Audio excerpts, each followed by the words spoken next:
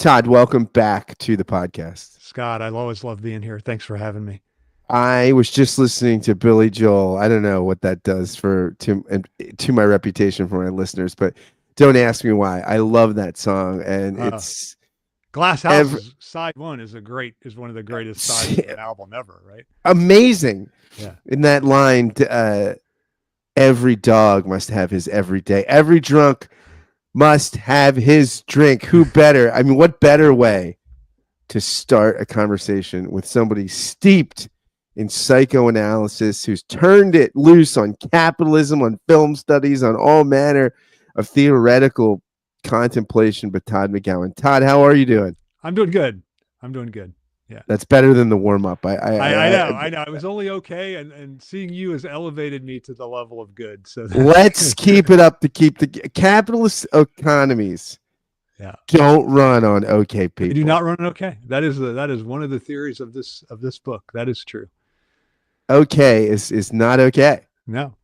I want to talk about your book, which is amazing, but I thought it would be helpful for our listeners if we did a little bit of just background psychoanalysis, like what we need 101 to kind of get into taking psychoanalytic theory, to task on capitalism. But I was thinking of you yesterday as I was reading your book, and I came across in Facebook, you're in these groups and these things and Instagram, whatever. And I'm like, Larry David is all over my Instagram. And it was the clip in the Palestinian chicken episode where he's talking to Jeff, his best friend, and he's fantasizing about this Palestinian woman in this chicken establishment that just oozes anti-Semitism. And his friend says, Larry, you think she's going to get over her anti-Semitism with Mr. Larry David? No, it's not going to happen. He's like, but what you want? I mean, you when someone doesn't want you, it's so attractive, and someone that doesn't believe you have the right to exist wants to destroy you. It's irresistible. That's it, right? That's it, Todd. Right? I mean, that's the human condition, right? Right. That's the perfect psychoanalytic insight, right? Like the very thing. What's nice about that one, Scott, is it so encapsulates what I thought you were going to ask me, what are the basic psychoanalytic insights? I was going to say unconscious and death drive. And that one instance like encapsulates both, right? Like he doesn't consciously think it's in his interest to desire this woman. And yet that's exactly what he desires. So I think the way in which we're drawn unconsciously to what's totally against our interest and totally against our own good is to me the basic psychoanalytic insight, and why it's so important to think about capitalism through a psychoanalytic perspective. I love your work. I've just, it's funny. Came on a couple weeks ago to talk about your book on alienation. I'm rereading it. I did a podcast with a friend of mine from Vermont, a minister. I've written a little some Substack stuff about the reread of your alienation book. People are just responding so well to this stuff, and I'm loving your work. And as I'm delving into the stuff on capitalism, I'm wondering, what are you like day to day? I mean, are students just bursting into your office saying, psychoanalyze me? Or are they like, why don't you have it more together? You're so insightful in your work, and yet you seem like a guy that's just getting by. I mean, how much pressure is there for you to be psychoanalytically integrated, for you to talk about this stuff, write about it? None. Like no student wants me to, like, it's amazing. Like so students have some sense of my kind of extra university presence. Like some listen to my podcast with Ryan. There's some that have read my books, and other professors teach my books, which is a little awkward.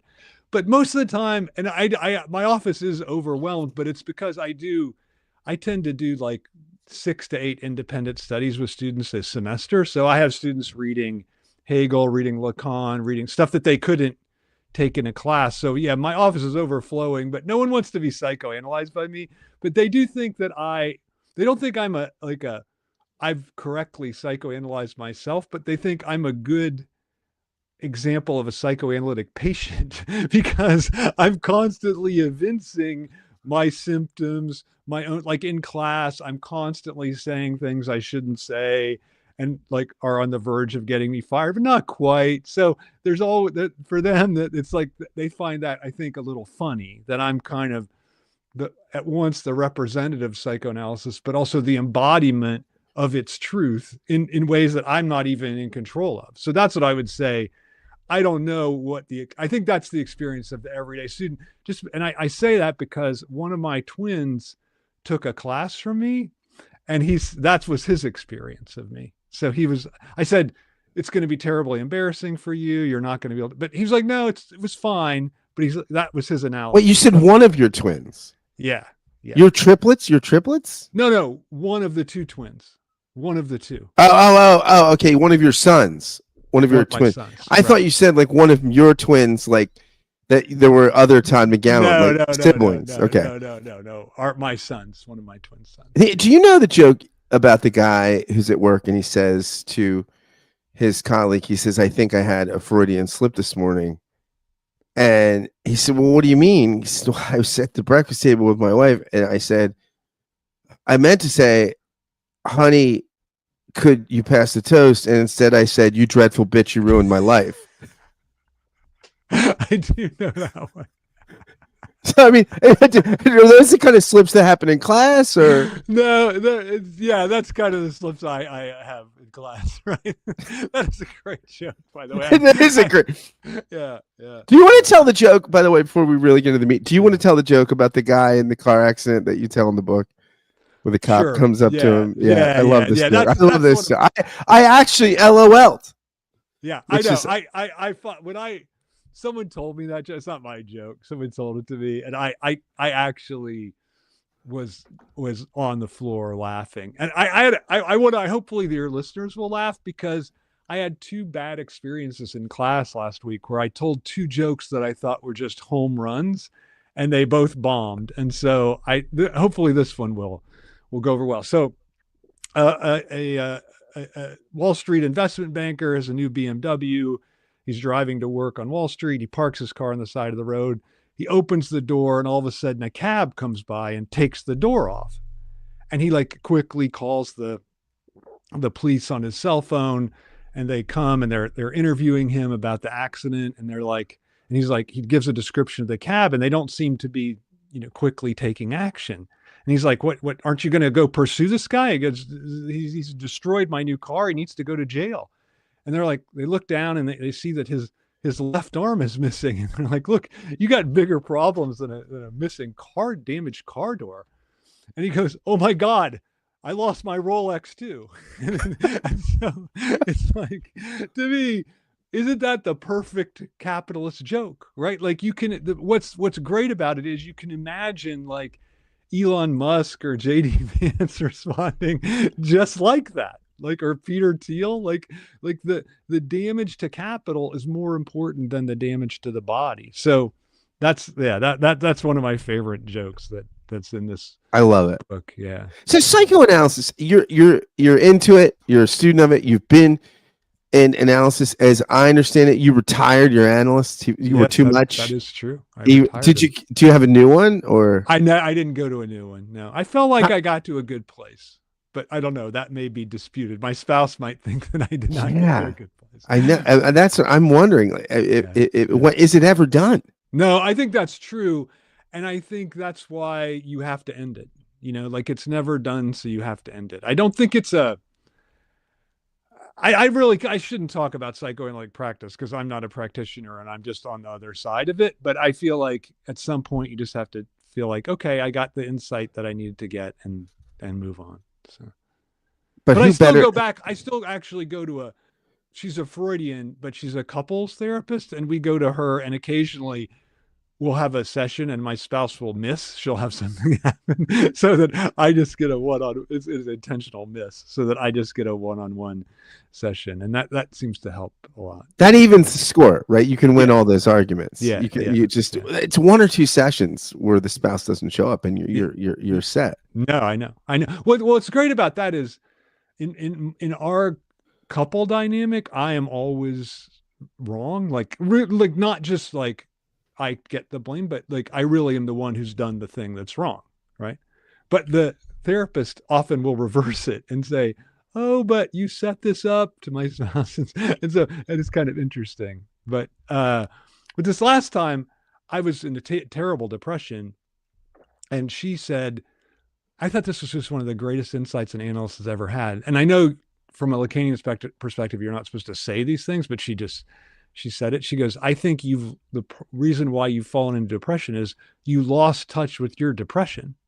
And I just thought that insight just all of a sudden flipped something in me. And I love the dialectics of that. And I think that's what's great in psychoanalysis, right? Like it can take something that seems like it's a negative and turn it into a positive and vice versa. And so Well,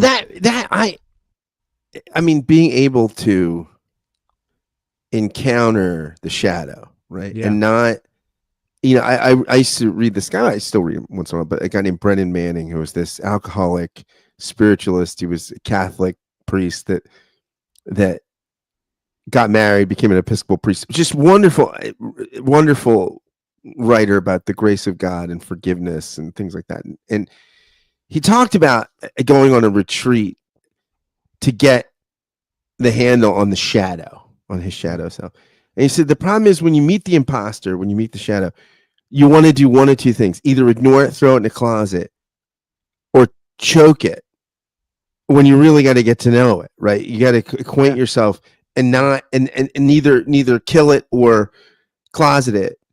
And that's the thing, right? Just to be present to the depression. You're not trying to control it. absolutely. You're not trying to deny it, but you're actually acquainted with it as a thing, as a reality that is pervading you. And then you have some capacity to indwell the thing, I guess. Right. You have some purchase on it, right? Like you have some way to kind of, I like the word dwell, like you can dwell with it. You see how it's part of you. And I think the key thing is you see how it's integral to your moments of satisfaction and enjoyment, right? And I think that's what, actually this touches on the pure access idea, because I think that's what capitalism wants to deny us. Like we get this kind of radical bifurcation uh, between the depression and then the enjoyment, and you can't see how actually the suffering is the key to the thing. I mean, it's funny because I think sometimes in sports you get close to that when people say it was all this time of hard work that allowed me to get to this point, but then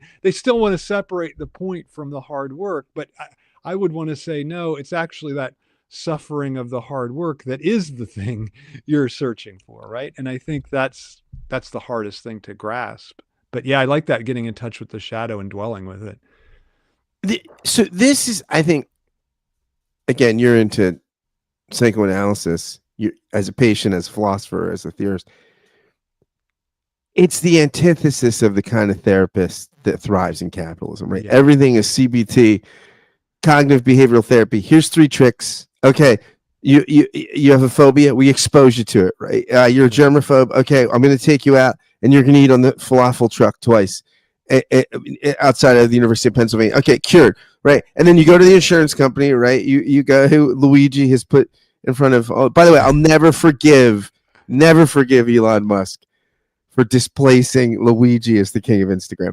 Yeah. The Luigi memes were far superior to the Elon Musk Nazi memes. As great as the Nazi memes are, they're you, sir, are no Luigi. But right, we think about this, these people that say, okay, you get 6 sessions, and in these sessions, you're not dwelling on things. You're not getting to know the shadow. You're not probing your lack and Not at all. And the deep thing, you're getting to this. These are party tricks, right? No, absolutely. So I went to CBT last year I have terrible insomnia, and she had all these tricks, just like you said, like little parlor tricks to get rid of it. And the result was I had 5 consecutive nights where I didn't sleep at all. Like she made me give up my different nighttime medicines, and I came back and I'm like, this has been a disaster for me. And I went to like 5 sessions, whatever I got, you get covered by the insurance. And at the end, she's like, you're just one of these like 10% that just fail.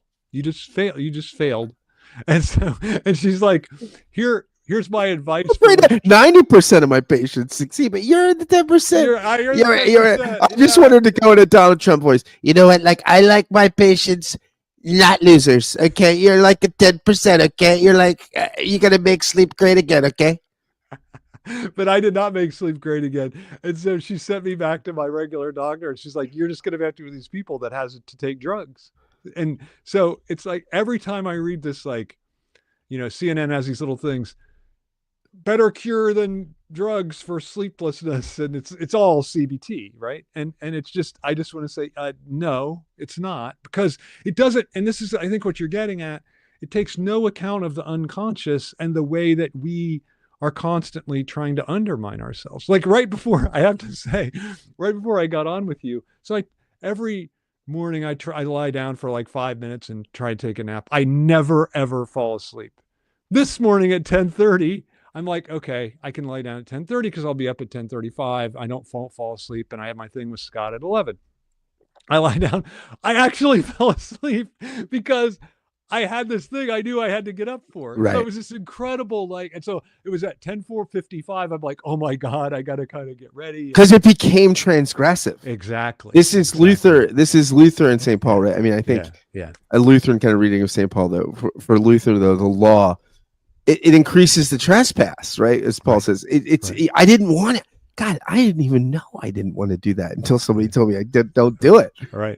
Right. This is why I think people are so perverse now because of YouPorn, right? I mean, it really, before the internet, you really had the ritual of going to a porn shop and the shame. And there was all kinds of stigma attached to it. Yeah. Right? Yeah. I mean, it was. And even then, even if it was the back room of a video store, it was still like you kind of wanted to sneak in there. You didn't want to like openly do it.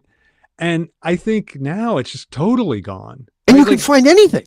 I know. And every single one of my students from the time they were like 10 or 12 has been watching porn. And like, one of the effects is that none of them really want to have sex that much anymore. Right, exactly. Well, because you the excess, right? You've gone so beyond. I mean, I went through divorce a few years ago. I'm on these dating apps, and I find myself with all this pornography that's out there. I find myself just saying to these women, "You're so great," and we connect on Hegel, and we like the same shows. But why couldn't you just be a Taiwanese dwarf?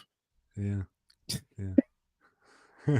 Just because you're just like all the stuff that porn throws at you that you would have no idea, and all of a sudden you're this link and you're watching these things that you would. By the way, that Taiwanese dwarf joke, I thought that was actually pretty funny. That was funny. Yeah, sorry. But your reaction, I did not respond. So understated that it left me radically insecure. I'm sorry about that. My audience is like, there are people listening to this right now. A couple, it's Saturday. There are people in their Tuesday commute that are laughing. Okay, good. They're laughing. Good. They think it's hilarious, or they think I'm a pervert. Well, for the record, I've never watched anything with a Taiwanese dwarf. Not that there's anything wrong with that. So psychoanalysis, the unconscious is huge. That we are the iceberg, right? That you see the tip.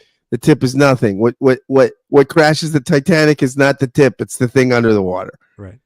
So that's the major part of us, right? I think that's the major part. I think that's right. That what we don't. I think it's two things. It's like what we don't know about ourselves and what we cannot know about ourselves, which I think is really interesting, right? Like I think there's a way in which certain kinds of neuro biological thinking have integrated the idea of the unconscious, but for them it's like what we don't know about ourselves. But for Freud, I think what's important, this is what I stick to as an idea, is that we cannot know it because it runs against the way consciousness functions. And I think this gets to kind of back to your Larry David anecdote, right? Like he couldn't. It's like something drew him to that Palestinian worker, because and it's something that he couldn't even bring to consciousness, right? He couldn't say like, oh, it's because she wants. I mean, I guess he could say it's because she wants to kill, whatever, because she wants to kill me,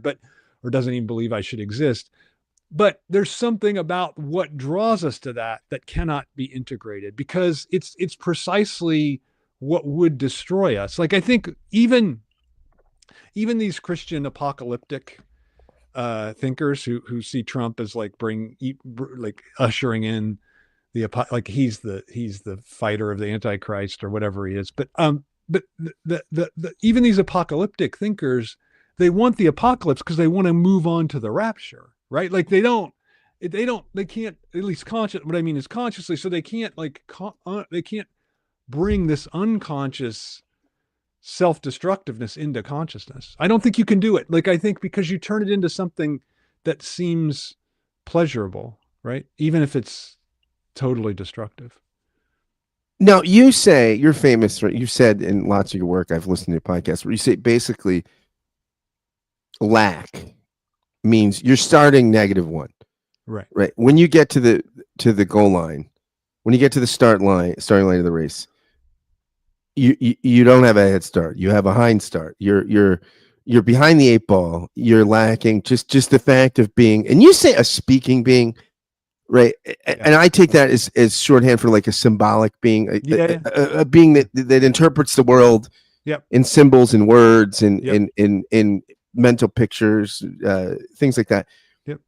Just being that kind of a creature, you're starting off lacking, longing, not quite at home in the world. I think that's really important because I think there's two commonsensical positions, right? I think one commonsensical position says you start at zero and you're just a tabula rasa and then things are built on top of you.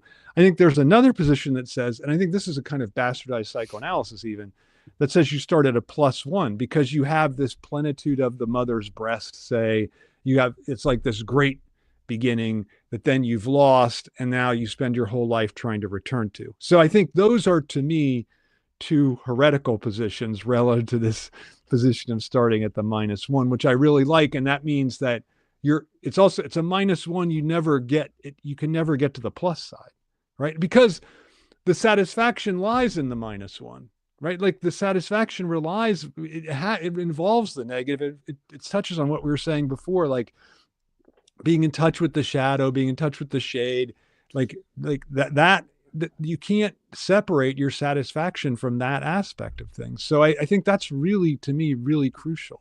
And also like just like both a way to live one's life and a way to think at the same time, right? Like a way to live your life, like you don't try to you see the things that are both that are bad about you and bad about other people, and you have to embrace them. And also you don't make your thought so that it tries to avoid the negative, right? And I think that's just absolutely crucial. And I think we're living in the society that's tried to avoid that, and so I think we're paying the price for that right now. And do you want to say, before we get into capitalism, so we've covered a little bit of the unconscious, at least enough, I think, that folks can follow along if they're not schooled in this stuff and they're being denied analysis and have to go to these CBT quick fixes. But what about Death Drive? Do you want to say a little bit about Death Drive? And I think that's something that superficially I think people get, but yeah, I think that I think the problem with it is maybe the term. I mean, I kind of want to, I do want to cling to the term just because I think it captures something essential, but it doesn't mean, and Freud is a little unclear about this, that it doesn't mean I want to return to I don't want to die. I want to die, or I want to return to an inorganic state. It just means all the ways in which I sabotage myself and my prospects, right? My good. So I think if you think of Death Drive as what's opposed to my own good or my own interest, then I think that clarifies what it is. And I think, to me, why that is, because I think there's something about it that almost doesn't make sense to us, right? Like, why would people do that? And I think if here's how I make sense of it, that by sacrificing something of ourselves, we create something that's sublime or that's transcendent, and that gives us something to hold on to. So in that moment of self-sacrifice, loss, etc., something sublime emerges. And I think that's why we can think of these, like, they're incredible acts of sacrifice. We look at them as sublime acts, right? We even erect monuments to them, right? And I think there's something about that that's we're kind of in touch with that sublimity attached to sacrifice and loss. So you write this book. Uh, there's just not a lot of work done taking psychoanalytic stuff and applying it to capitalist critique. There are psychoanalytic Marxists and stuff, but the psychoanalysis, it seems to me, from your perspective, tends to get the shorter end of the stick Absolutely. in this sort of work. And you're thinking that the psychic stuff can't just be a utility. It's got to really be an end in itself for analysis. Right. You say something in this book that I think I thought I can't believe I didn't think about this, but I had never thought about it. The capitalism, unlike every other way of organizing society, is pretty indifferent to passing on the organizational structure. Like that's like every other society. Like, all right, we're eating, we're gathering, we're hunting, we're gathering, we're in togas. I don't know, we're Genghis Khaning, we're killing people. Eventually, we're going to have to pass it. We're going to have to teach other people how to ride on the steppe and how to terrorize the villagers. You know, we're going to teach somebody how to wear a toga and how to enslave people. Everybody's thinking about how to pass on the thing, right? Except the capitalist, right? Even I think what's interesting about what you said, like even the worst societies in the past that we can think of, they were consumed with the idea of reproducing themselves, right? I mean, the best societies, of course, were like hunter-gathering societies, early agricultural societies.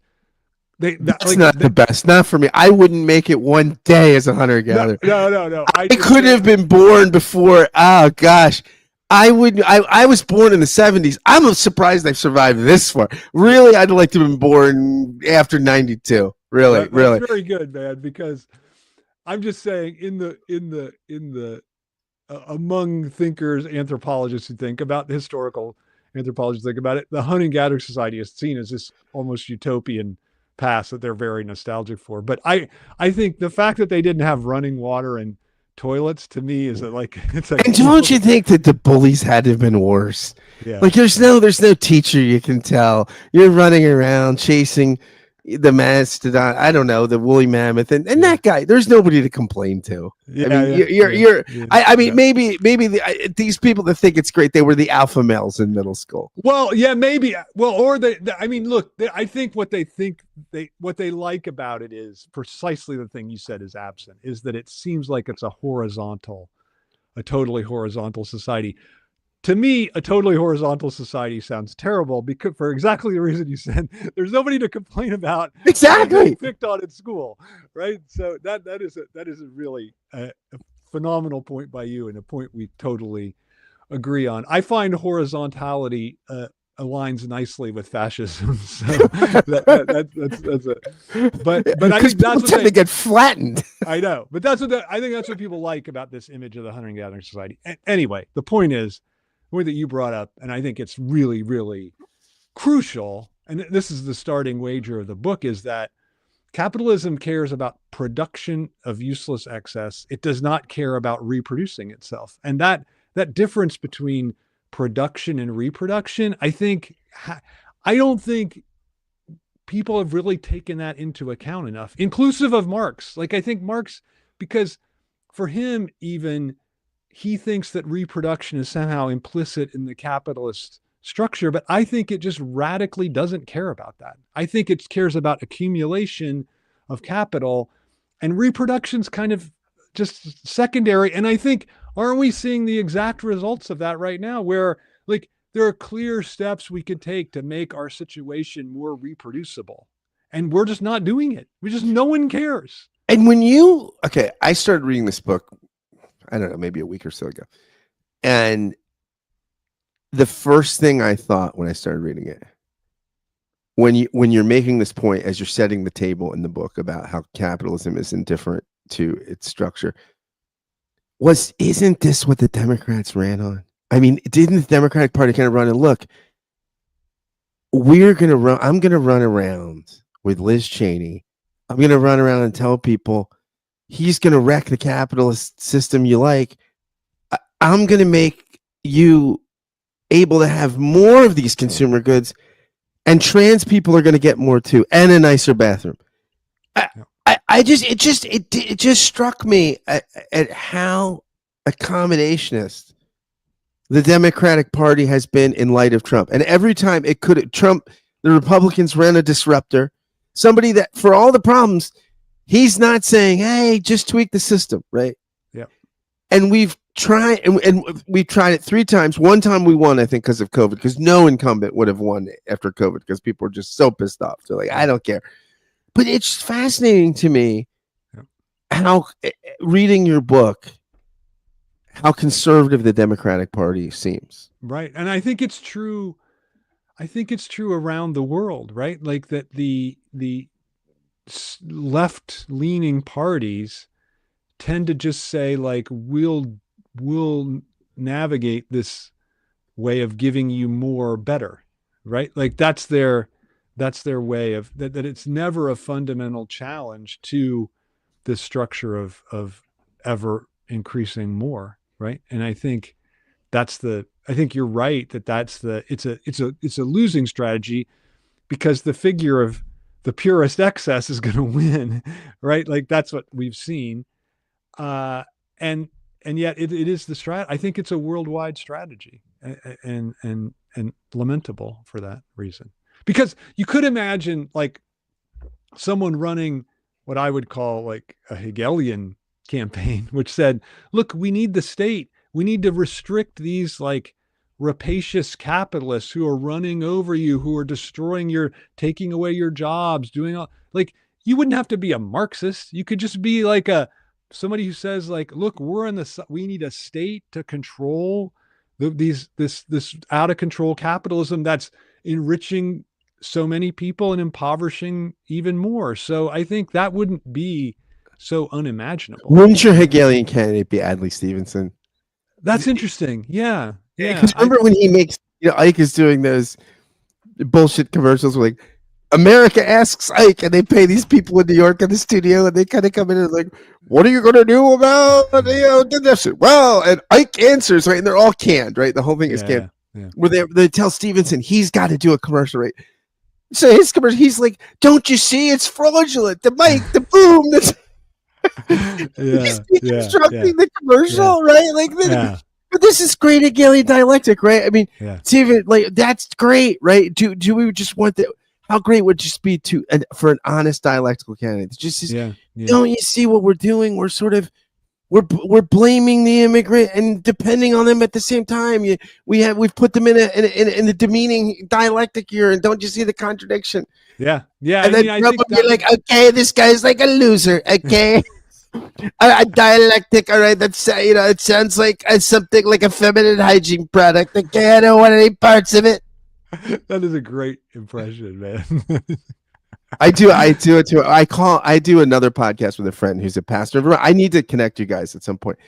And I called him the day of the election results came out. I said, well, terrible for the country, but great for the show. Because I don't do a Kamala Harris. And what would I be talking about? Yeah, what would we be talking about? Would we say, oh my gosh, did you see that she chose a Department of Health and Human Services guy who went to Brown and not Harvard or Yale? Yeah. I mean, what would we be talking about? Yeah. No, I know. Yeah, they're just the world would stop. What's funny is that you would think like the first Trump administration was really great for the mainstream media, but this time there's less.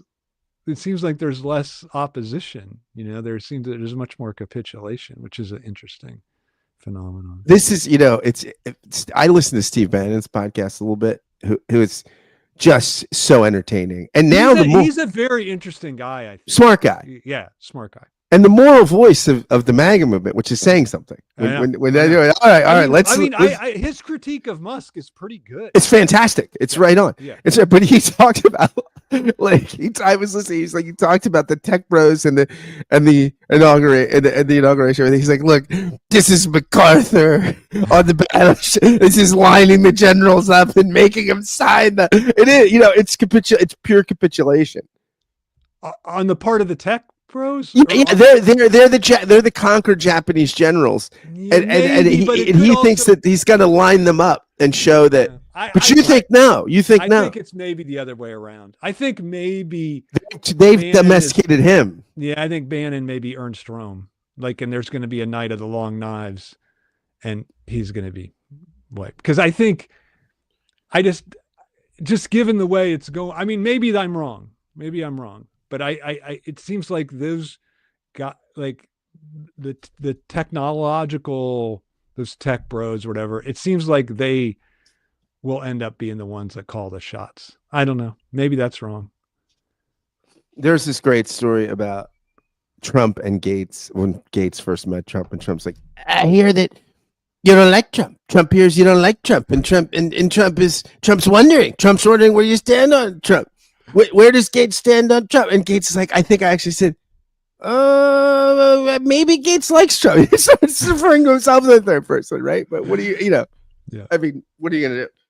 So yeah, so this is. I remember Stanley Hauerwas, the great theologian and ethicist, once said that modernity is the great narrative because it's a narrative that convinces people it's not a narrative, and you choose it from a position of autonomy. But it's the best narratives are ones that hide the fact that they're stories, For right? sure. And so this is what capitalism is the best at, right? It's got the best in your book. Yeah. That's what I'm picking up. It's great concealment. It's the master magician in that all the work it's doing is sleight of hand. Right. And it also seems like it's just natural, right? Like, I think that's the real sleight of hand, that it seems like, oh, we're not doing anything different than what we naturally are and what we naturally do. And I think that's really that's maybe its greatest victory, I think. Like you point out the myth, right? That this is one of my favorite points of the book, where you say, this is the story that it tells. Which just, you got people and they've got needs, right? And the person's got a need. They need the widget. They need the shit. They need the thing, right? And then with the capitalist, he kind of comes, he's got the idea and he designs, and he's just, supply and demand. He's just meeting the need. They need the shoe.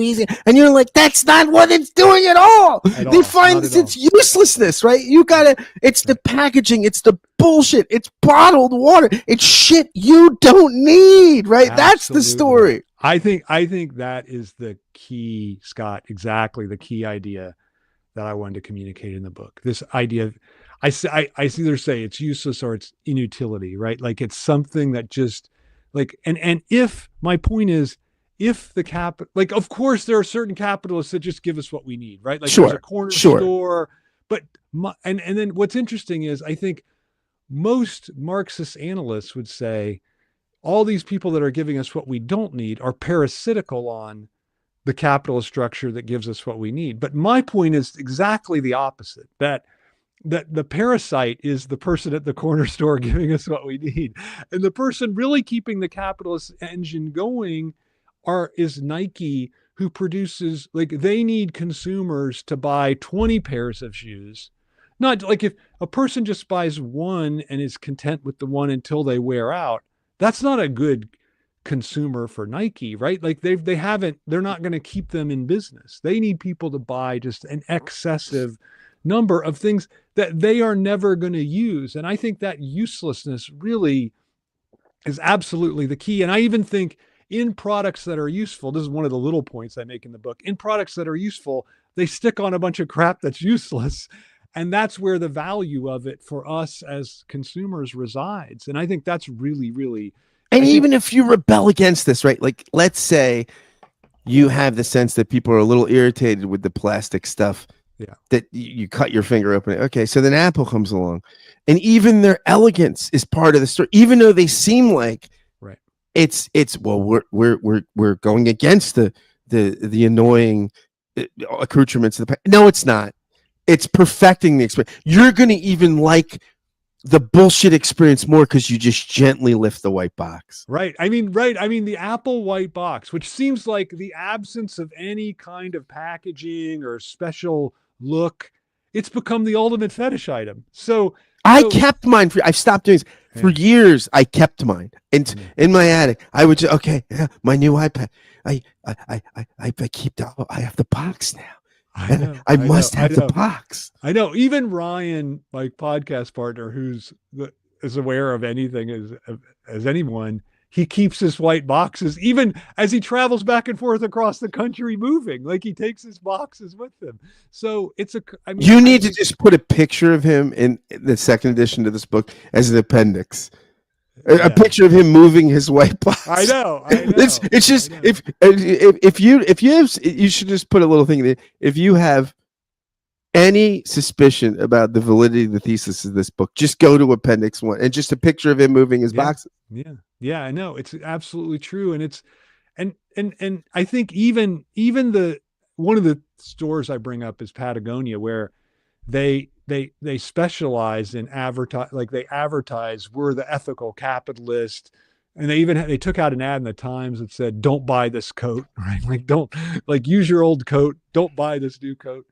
But they, my point is that that kind of enterprise can only function as an exception within the capitalist system, because capitalism rewards precisely and demands the creation of excess, and the fact that it also demands people do whatever they can do to create that excess. So there's a real, I think, and this is something I think is pretty interesting, a real, opposition between capitalism and law, because, and I think this is why we're seeing all this. This is why I had this suspicion that it's Musk and Zuckerberg who are really in charge, because I think tearing down law, I think, is absolutely crucial to the big capitalists, to their accumulation of capital. And it's the, who's the most successful capitalist? The one who's willing to do whatever it takes, regardless of the law. So I think that's a, I don't know, I feel like that's a really integral part about that creation of useless excess.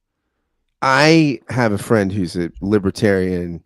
She's actually she's Guatemalan living in Switzerland, and she is a libertarian, Ayn Rand. She would say, I'm a classical liberal. But she's, I mean, but kind of what she means by that. Yeah. And I actually once said to her, she's so lovely. I said, Issa, you're so hot. You make Atlas stop shrugging. It was like the best pickup line. I was trying to, the best pickup line I've ever come up with. Libertarian, a Randian pickup line. Now Right? that you got me with, man. A Randianism. Yeah. But you look at Ayn Rand, right? And this is, again, this is sort of the this, for lack of better, this is the bullshit narrative, right? Like, Yeah. that if you want the mythology of the thing, you get John Galt, you get the right. This is Right. I think Rand yeah. is so helpful for that reason. I don't know how you feel, but I feel like she's incredible because she really gives us, in a very bald form, just like you're saying, like the capitalist ideology.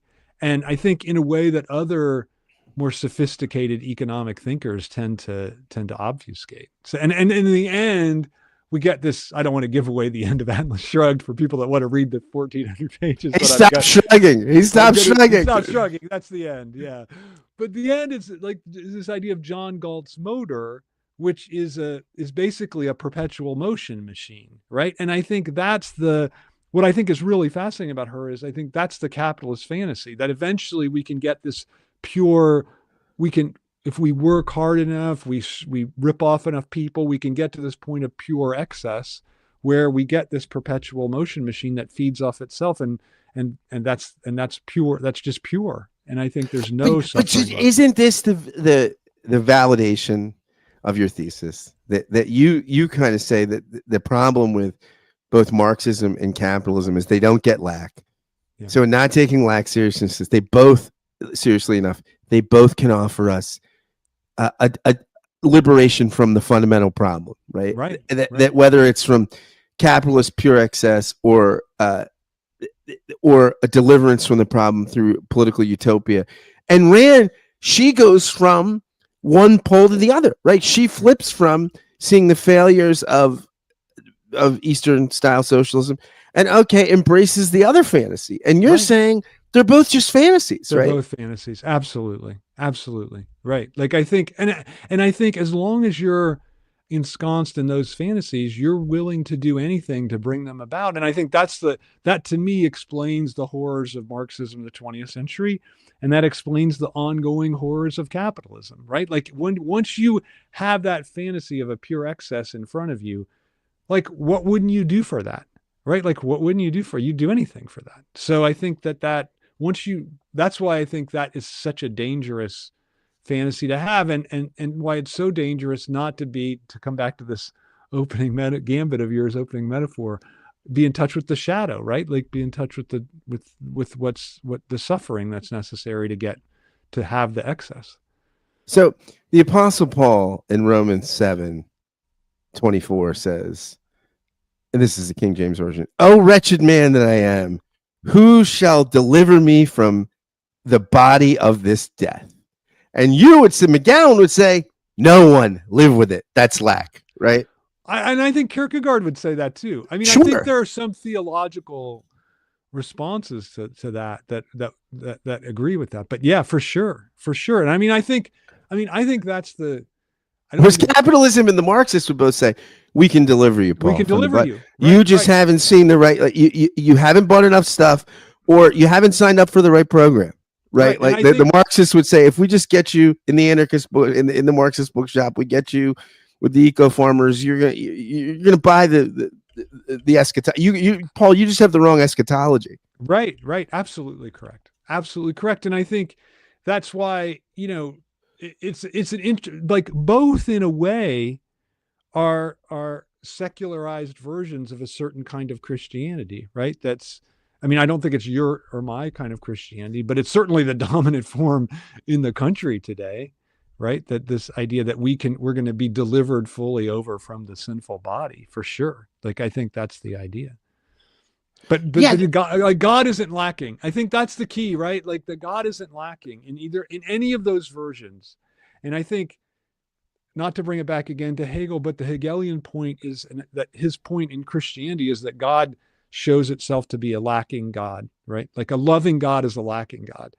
And that, to me, is the greatest insight of all. This is the fundamental thing in modern that disrupts what's the dividing line in contemporary theology.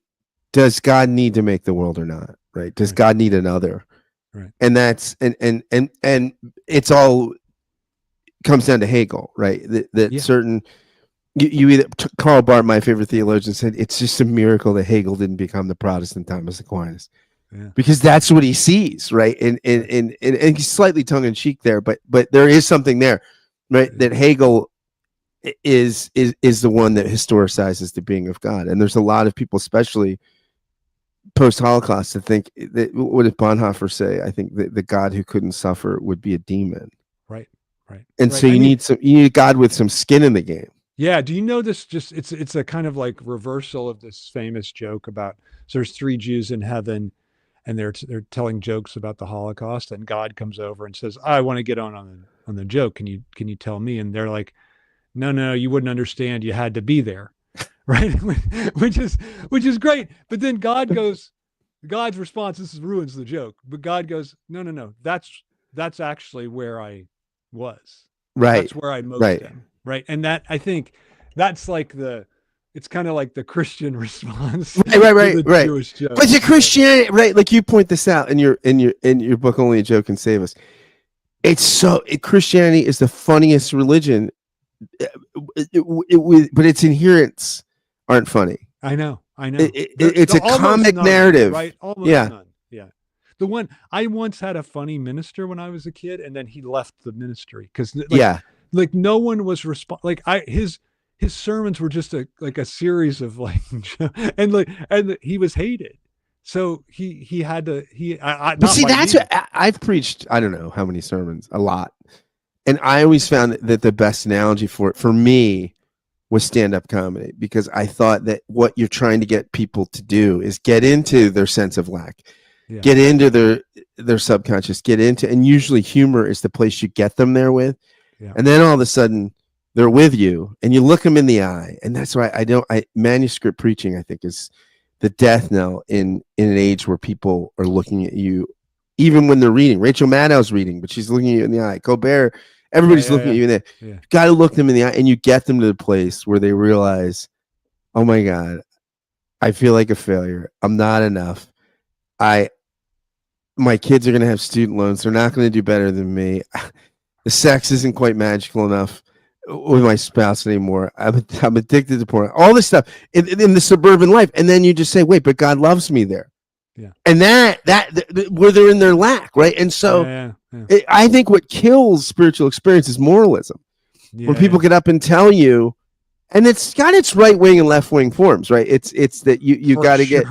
I mean, the left wing form we saw in Bishop Budd's sermon, which was celebrated by everybody. Yeah. Which I don't. No, don't get me wrong. I don't take umbrage with what she said, but I thought, what would it have been like to invite Donald Trump into his own lack instead of tongue lashing him? Yeah. What would it have been like to look at him as a sinner? Yeah. But that's just, yeah. I mean, I think that's stuff. You say Kierkegaard. You talk about how Christianity, how religion in general, it's so much about non-utility, right? It's so much about not being functional. It's so much about the mythical thing, right? That's where the magic happens, right? I know. I agree. I think I even say somewhere. Like, you do. Yeah. If God answered prayers, we would no longer believe in him, right? Like it's precisely the sacrifice, the sense of fail, like the way in which we're just giving something up in belief, right? And in faith. And I think that's really the draw of it. Yeah. And yeah, you're right. Kierkegaard's very important to me in that way. I mean, Kierkegaard was my introduction into thinking. So yeah, he'll never be displaced. Can you talk you talk a little bit about the gods or the bird? I'm sorry. See, that's a Freudian slip. The God smash. This is a Freudian slip, right? Yeah, that was it. Freudian slip. Yeah. That was a great Freudian slip. Yeah. Not the God. The bird smashed in the cage. Yeah. And this magic trick right, where you smash the bird, right? Can you? Why for you? This is a trick that can only be. It's a capitalist trick. Magic trick, right? Yeah, and it actually. I never do research, but I actually did a little research on this. You hear that, kids? Don't stay in school. I actually did a little research, and the trick dates from the early 19th century. So it's a capitalist epic trick. And I'm sure everyone, if you've seen the movie by Christopher Nolan, The Prestige, it really does a great job of explaining this trick. But so what you do is you have a bird in a cage, and then you make the bird disappear from the cage, and then it comes out the magician's sleeve or somewhere else. But the point is that you hear the smack in the cage, and what's happening is the top of the side of the cage is coming down and killing the bird inside, but it's happening so fast you don't see it. You just see the other bird emerge. And the point is that this is exactly how capitalism functions, because the bird that comes out of the magician's sleeve is the commodity, right? Like whatever the the valuable commodity is. The smashed bird is the labor of the worker that's not paid. And so when we're looking at the new bird or the new commodity, like when we drive a Tesla off the lot, when we're using our iPhone, we don't see the labor of the Muslim labor camps in China, or the basically slave labor camps, or the kids digging cobalt in Democratic Republic of Congo. Like, we don't see those things. We just use the phone. And I think it's the bird that's come out of the magician's sleeve. So I think that trick really, really captures so well how capitalism works as a structure. I have a teacher and mentor, Paul Zoll, who I think his politics actually are center right, but he wrote a book called Grace in Practice, and he tries to explain what grace is and then apply it to marriage, to grandparenting, to all this stuff. And he has a section, Grace in Politics, and he admits that basically a really Christian politics, if you really took grace as the central message of Christianity and then tried to implement, would be a sort of democratic, socialist, non-utopian welfare state. And that's key to him, right? It's non-utopian. It would take care of everybody. And this is a guy who I think voted for Trump. But he said, if you really take grace seriously, it would be this sort of taking care of everybody, paternal, not paternalistic, but a parental sort of. Parental, yeah. Taking care of the wounded, taking care of but non-utopian in that it wouldn't think it could deliver us Right. from the problem you say is the fundamental human problem, Right. lack. Right. I think that's how Christ, like if we're going to have an imitation of Christ, that seems like an imitation of Christ, right? Like I think I really like that a lot. Yeah. Yeah. But the myth of the Grand Inquisitor, right? That's kind of capitalism and the Marxists coming Yeah. along and saying, Yeah. now Yeah. we can fix this. Yeah. Yeah. We can Yeah. tweak this. We can Yeah. make it utopian. Yeah. Yeah. Yeah. I think it's really important to see the way, because what's interesting to me, Scott, is both of these traditions deny that they're utopian, right? Like capitalism, like Marx came of age basically in a critique of utopian socialism. So every Marxist will say Marxism is not a utopian philosophy, every single one, right? Except maybe Frederick Jameson, and he just died. Um, but capitalism is like every convinced capitalist is like, what's great about capitalism is not utopian. But of course, both of them are. And I think that's one of the real things that I wanted to stress in this book, like that the way in which we're caught, those are two utopianisms that we're caught between, and we got to think outside of utopianism. Like that, I mean, I think I talk about that too in Embracing Alienation, this way in which utopianism is a problem. So I think so much about any kind of Weltanschauung, any kind of take on things. What's the problem is almost the fundamental question, right? The solution is never the driver. It's the and for you, it seems like in your lack is the real issue. This is the thing that you've got to come to grips with. What's the best alternative if you were gonna turn in your lack badge, if you were gonna turn in your Lacanian psychoanalytic badge? What's the best alternative that you're saying, hey, look, this, I still think Lacan and Lack and psychoanalysis trumps this, but this is a runner-up to the analysis that would, or the picture of the world that would make the most sense to you? Okay, but are you going to give me like Hegelian negativity and contradiction? Because then I would just say that. But you're going to say that's kind of. I'm going to say that's in on the team. That's already team. That's on your team. Yeah, that's on your team. I fold that into like a flip side of that for you. Yeah. For me, for sure. So of existing theories, yeah. Stuff that's out there. I think it's interesting what you said about your friend who made the point about democratic socialism, because I think something like democratic socialism, and like Bernie, I supported Bernie. So I don't think Bernie does not see himself as an apostle of lack. That is a term I don't think he's ever used. By the way, I'm trying to use some back channels to arrange a little interview discussion between Bernie and Slavoj here in Vermont. Wow. So I think that would be great, but I don't think we're going to get Bernie to want to do it, but Slavoj is definitely up for it. So that would be pretty incredible, but that's what I would say. Do you know Slavoj? I mean, Zizek? Oh no, I know Slavoj really well. Like I probably I see him yearly and I probably email him. We email each other every month or so, a couple times, and we get a little exchange, and then yeah. I thought his discussion with Jordan Peterson was one of the best things I've ever seen in my life. It was an interesting strategy, wasn't it, Scott? To just kind of like not attack and try to do this kind of move to the side and sort of agree with certain critiques of Marx and then try to convince people that way. I thought it was interesting rhetorical strategy. Oh, absolutely. It was brilliant. And I think what's interesting to me about that, about Zizek and the left-right thing, is Peterson, who has become this darling figure on the right, doesn't understand the Bible, doesn't understand Judaism or Christianity. He just doesn't get any of it. And I might see him as a therapist. Don't get me wrong. Like, I think there's some things about him as a clinician, he might be helpful to a guy like me. Sure.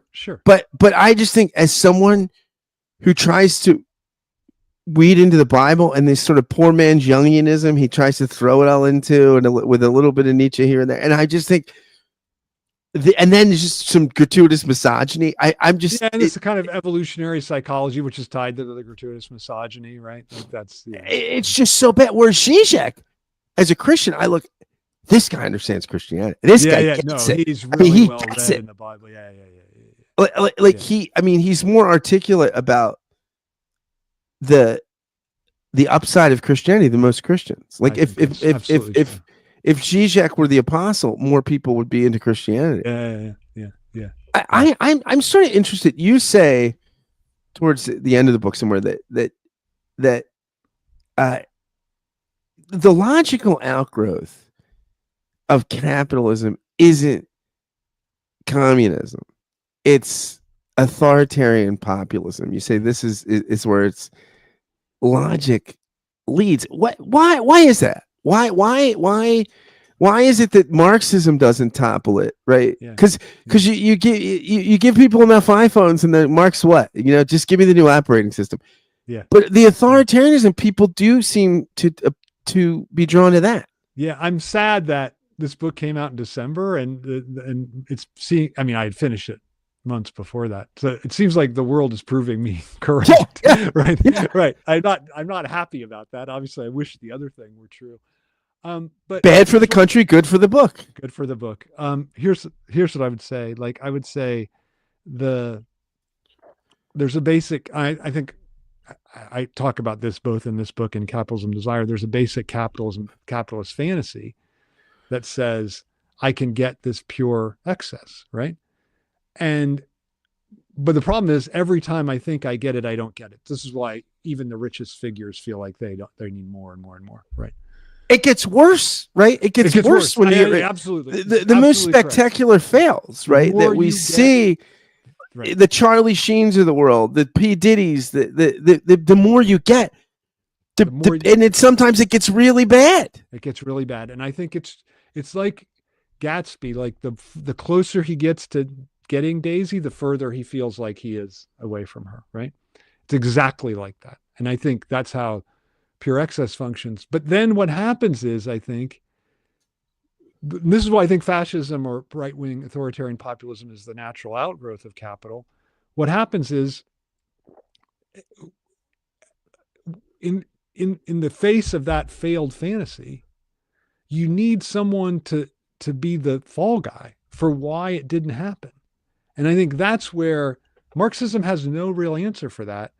And I think right-wing populism, authoritarian populism does. Its answer is, oh, it's the immigrant, it's the racial other, it's whoever, right? It's women, right?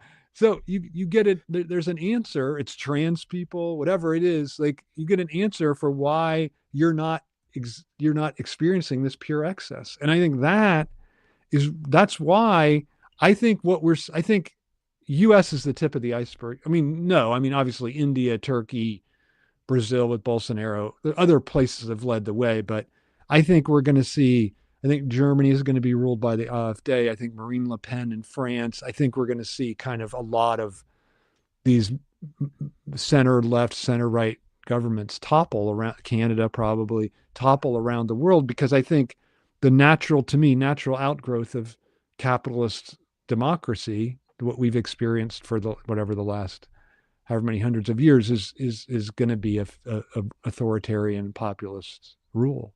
And I don't think it's determined. I mean, I think there are other possibilities. I just think that's what would I say, like the intrinsic course of history. But I think we can always fight it.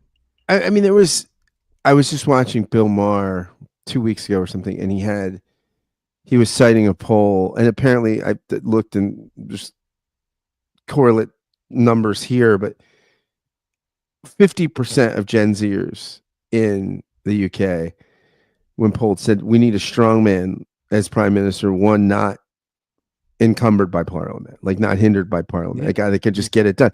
And so this is, I mean, and of course that doesn't surprise me. I mean, I think the stuff here I've seen is like 40 or 45% of Gen Zers say it's not that important to live in a democracy. I mean, these are it just seems like the pragmatism, just the existential crises, the world's complex. Can somebody just fix it? Fix it, right. And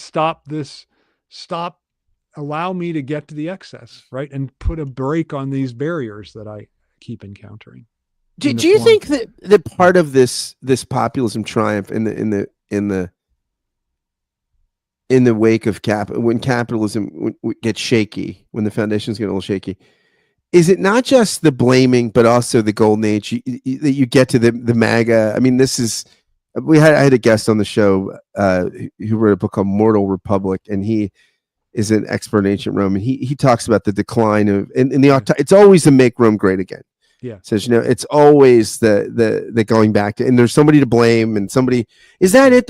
You've got to create the myth that back in Eden there was pure excess. Right. I mean, it goes back, doesn't it, Scott, go back to the -1 again, right? Like, no, we actually started with a +1, and let's get back to that, right? Now we've fallen into the net deficit. Let's get back to the plus. I absolutely think that's true. And I don't think you could have a movement, any of these authoritarian populist movements, without this nostalgic dimension to them. Like, I think nostalgic is integral to the way that they function. I could just imagine when you're saying +1 Trump going, I mean, look, I don't know.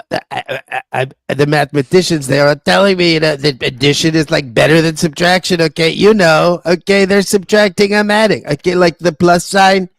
Okay, you turn it over at me. It's like an X. It's like maybe even you X, you times it a little bit. Okay, that's what we're doing. Okay, all right. Yeah. That's what he would say. Yeah. So I don't know. How do you make the -1 more attractive, right? Well, I think the way is that you show that.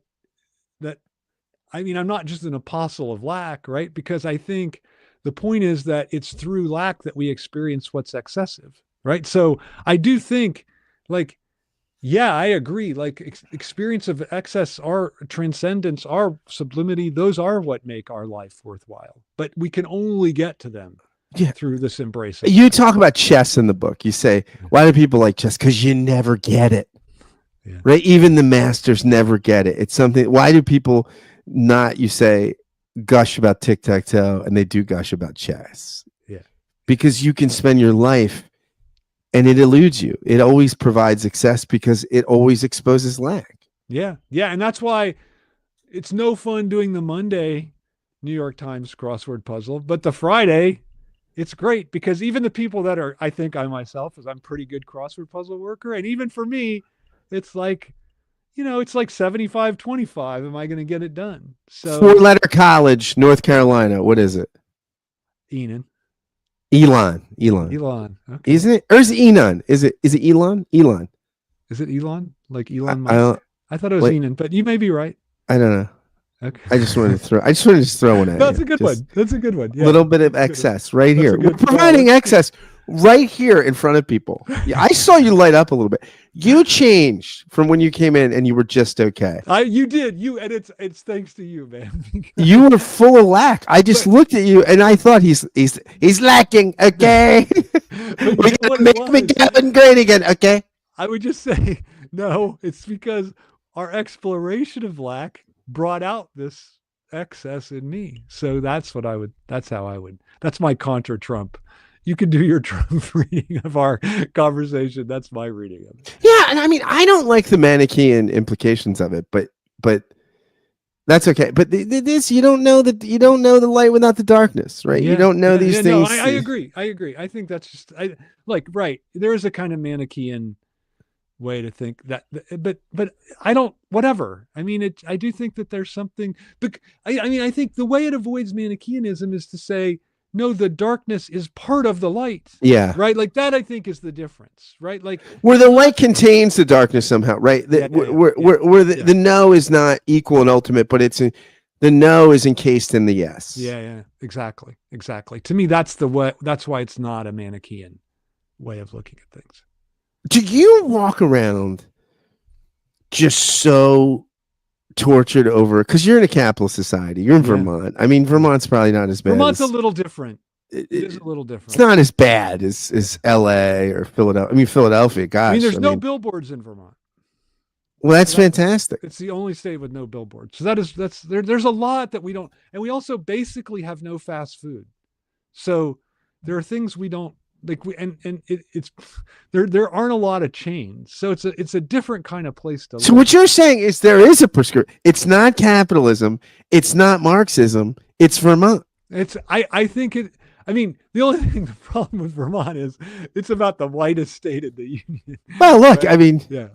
every no place is You perfect. can't have everything. But yeah, I do think there are certain things about it that are, so I do not walk around tortured because I don't really feel like I'm fully, in fact, my frustrations are often the opposite. Like, can't we just go to like a a good like chain restaurant and You have want it a be little more capitalist success. yeah, like Yeah. You that's want some more my Applebee's in your frustration. life. Yeah, we know there's no Applebee's. There's not a single Taco Bell in all of Vermont. I mean, it's like it's kind of crazy, like the things. Vermont is the only state capital without a McDonald's in it. It's just there's all these things that are just and like you're driving down the highway, you're almost out of gas. You're like, could I just have a little thing on the side of the road that says at this exit there's gas? No, No, you cannot have have it. that. Can't have Do you that. know what I love in the book that because I live it? When you talk about movie popcorn and just because I love I'm going to go see the new Marvel movie probably this weekend. Yeah. I walk around the corner to my theater, my so 4 blocks away or whatever, and I have to mitigate it. I have like the Cinemark membership so that I get the free movie, right? Yeah. So okay, I get the free movie every month. I got this discount thing, but I'm gonna spend $13. I get the 20% off, so we go down to 11, 20, whatever. Yeah. On the giant tub of popcorn, which I'll refill. I'll refill it before the previews are done, and the gigantic canister but it'll be a Coke Zero because All right. I want to watch my calories. I know. And the whole thing is bullshit, right? You kind of talk about this. That sounds exactly like my movie experience, man. Like my Hillary says I just go to movies so I can basically eat salt because for me popcorn is just basically a salt delivery mechanism. Absolutely. And that so much goo, the gooey butter. Yeah. Yeah. And I tell them I say, just put in half the popcorn so I can goo the middle and then put it in salt the middle so that I don't ruin so that I get it equally distributed. Right. You want to get it at the bottom too. Right. Yeah. Right. I actually take packets of salt into the theater and then put more in at the bottom because I feel like Hillary and I can't even have the same popcorn. We have to get a separate one because I salt it too much. But yeah, I don't think I can see the new. I'm trying to avoid these superhero movies, but and I hear it's not good. But I'm tempted by this Led Zeppelin documentary, so that's a temptation for me. But well, whatever. I went to see the Den of Thieves sequel just for the popcorn. I did too, but I liked Den of Thieves 1. But I liked it. I liked it too. I thought it was. Bad, I thought. Yeah. But I'm gonna go and eat popcorn and just be indulgent because this is I have not escaped. But here's the question. Yeah. Am I in the process of healing because I know that's what I'm doing? I think that's part of it. I mean, I think like if you're like again, I have nothing against the moments of excess, right? Like I'm totally in favor of them. But I just think like connect them to the experience of lack, right? Like when you're and I try to do this like when you're eating the tub of popcorn, like I'm like, okay, I'm damaging myself. And that's part of what is enjoyable about this for me.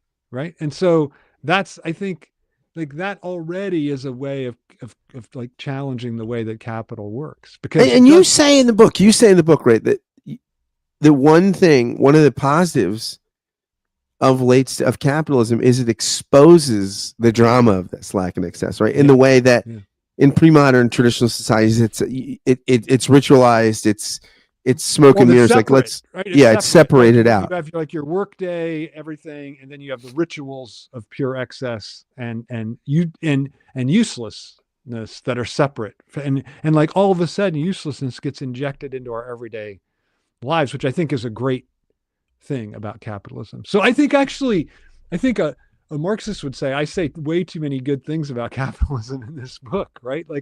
Because I do think it shows us that it's our excess that makes our lives worth living. And I totally agree with that. Whether it's religious or cinematic, like it's going to be for you tomorrow, or like whatever, right? Like it's still like that's like really like that gets you through today, right? Like that gets you through today is the excess that you're going to have tomorrow. And I think that's really important. I don't think that's bad. I think that's true. Well, Todd, this podcast has certainly been excessive in many ways. Not my jokes were not excessively funny, especially not to you, but that's fine. No, come I, on. The Trump thing, you got me with the one, man. I did That's get you with the one, but yeah. I no, but this has been great, and I hope that it just puts the listeners in touch a little bit with themselves, and so that they can, get in touch with the lack and the excess, and live a life that's a little more full. I hope so too. I hope so too. Thanks so much. Thanks for having me, Scott.